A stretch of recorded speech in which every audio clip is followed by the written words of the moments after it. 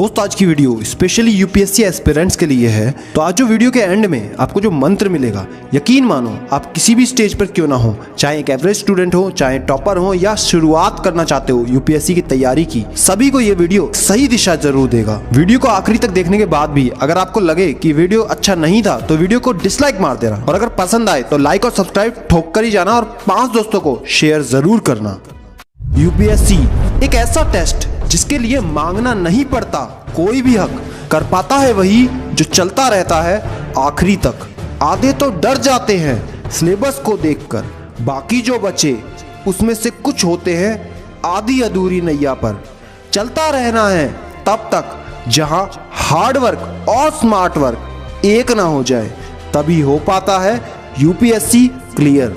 UPSC test नहीं, एक सोच है जिसमें पहले सोच में बसाना पड़ता है कि हाँ मुझे करना है, फिर उसके बाद अंदर तक महसूस करना पड़ता है कि हाँ मुझे करना है।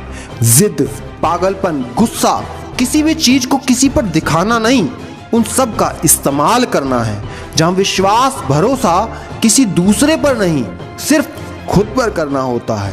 ज्यादातर स्टूडेंट्स की गलती सिर्फ इतनी होती है कि उनका पूरा फोकस यूपीएससी टेस्ट पर होता है, ना कि सिलेबस पर। जब लक्ष्य ही गलत होगा तो रिजल्ट कैसे आएंगे? जब दिशा ही गलत होगी तो दशा कैसे बदलेगी? फोकस, ध्यान होना चाहिए सिर्फ और सिर्फ सिलेबस पर। सुना तो होगा ही ना, कर्म करो फल की इच्छा मत करो। तो उसमें सिलेबस, उसमें तैयारी पर मेन फोकस करना है। आपको अब जो मैं बताने जा रहा हूँ वो एक लड़की के बारे में बताने जा रहा हूँ जिसने यूपीएससी को क्लियर करा। यकीन मानो ये लड़की एलकेजी क्लास से ही फेल होती आ रही थी, 6th क्लास तक बहुत बार फेल हुई। ऐसे माहौल में रही जहां उसके दोस्त, रिश्तेदार, अपने ही स्कूल के साथी सभी उससे कहते थे क्या तुझे कुछ आता भी है? कई बार वो हर चीज को जब वो करने जाती लोग उसकी हंसी उड़ाते, यहाँ तक कि खुद के दोस्त उस पर हंसते। गुस्सा आता था उसको, लेकिन कुछ नहीं बोला, सारे गुस्से को अपने अंदर ही सुलगाती रही। अपने पिताजी से उसको पता चला यूपीएससी के बारे में। हाँ, इस टेस्ट को अगर क्लियर कर लिया बेटा तो बत्ती वाली गाड़ी में तुम भी बैठ सकती हो। वहां से उसने सपना देखा। अभी भी उसके मार्क्स इतने अच्छे नहीं थे, अभी भी उसको इंग्लिश नहीं आती थी, अभी भी उसको बहुत कुछ सीखना था, लेकिन उस दिन के बाद उसने अपनी मेहनत को बढ़ा दिया। फिर धीरे धीरे उसमें इम्प्रूवमेंट शुरू हुई। एक दिन उसको किसी ने एक लाइन बताई, Was that my best? क्या वो मेरा बेस्ट था? इस लाइन को वो अपनी प्रिपरेशन पर और खुद पर उसी दिन से इस्तेमाल करने लगी। खुद से रोज पूछती, खुद से हर बार पूछती, क्या मैंने अपना बेस्ट दिया? क्या मैं अपना बेस्ट दे रही हूं? लेकिन जवाब उसको 8 महीने तक आया नहीं।